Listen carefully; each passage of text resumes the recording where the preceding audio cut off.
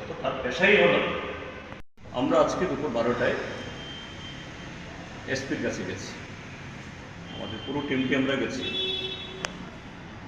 আমরা এসপিকে বলেছি শঙ্কর কর্মকার গ্রেপ্তার হয়েছে, আরও একজন গ্রেপ্তার হয়েছে, এবং আমরা আশা করি, আমরা পুলিশের উপরে এই আস্থা রাখতে চাই, বাকি সমস্ত অপরাধী যারা সেদিন সেখানে ছিল তারাও ধরা পড়বে। কারণ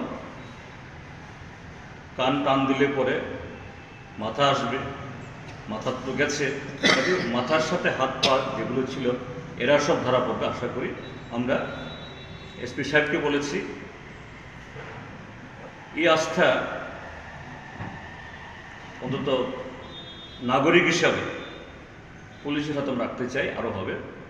এসপি সাহেব বলেছেন, স্যার আপনি নিশ্চিত থাকুন, সুষ্ঠু তদন্ত হবে এবং সমস্ত অপরাধী ধরা পড়বে, শাস্তি পাবে।